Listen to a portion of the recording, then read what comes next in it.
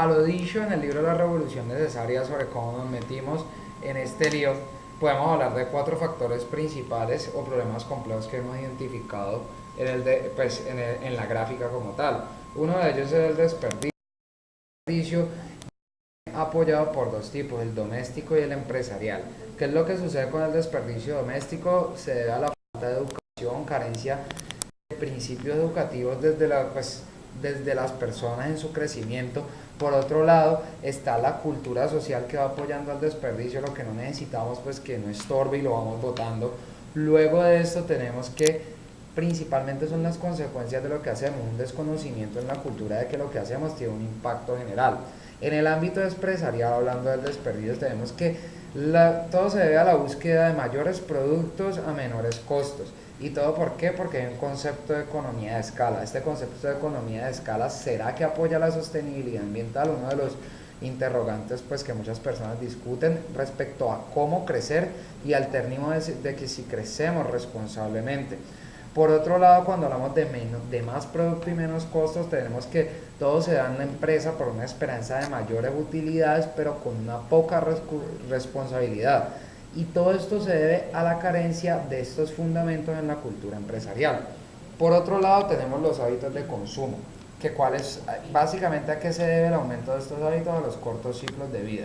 La pregunta ¿qué se necesita realmente? Es una de las que nos debemos responder, y esto viene en dos ámbitos. El primero es el doméstico, que viene dado por la moda, y el segundo es el consumo empresarial, que cada vez va relacionado con la demanda de mayores recursos y un desarrollo globalizado por un aumento de la demanda y un constante crecimiento de la competencia que moviliza hacia unos mayores hábitos de consumo, pero a la vez un mayor uso de recursos indiscriminados. Y en este ámbito empresarial se demanda más recursos por una sencilla razón: se necesita más volumen para compensar esta relación de demanda.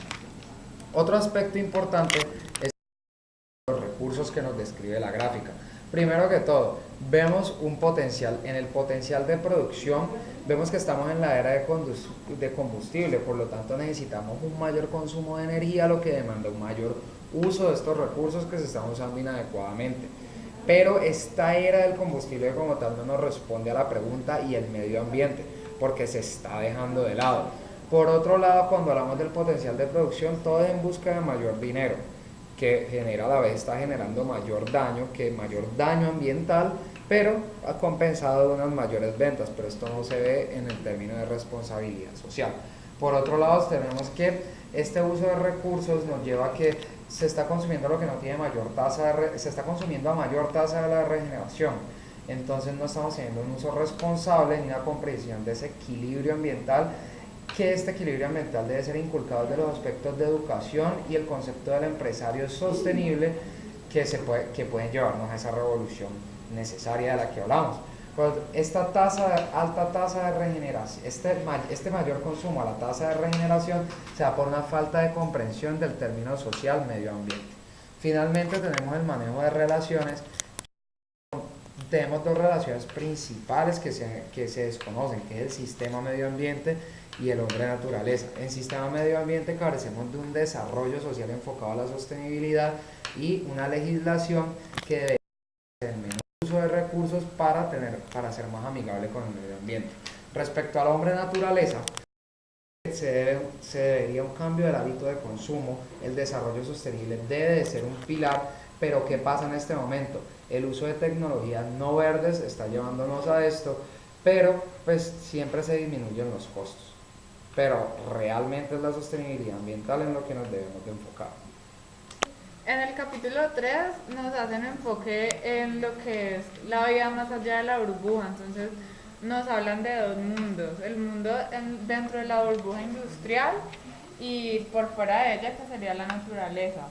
En la burbuja industrial nos dicen que más, o sea, se enfocan sobre todo en satisfacer las necesidades, y dentro de la burbuja industrial hay demasiados desperdicios, ya que no sé, o sea, no hay un buen uso de recursos.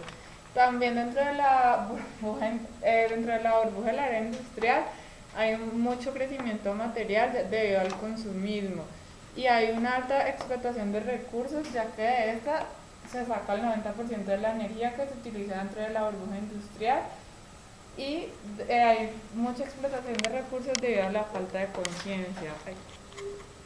Y en la naturaleza, pues no se manejan desperdicios, ya que hay un adecuado crecimiento sostenible y un uso adecuado de los recursos.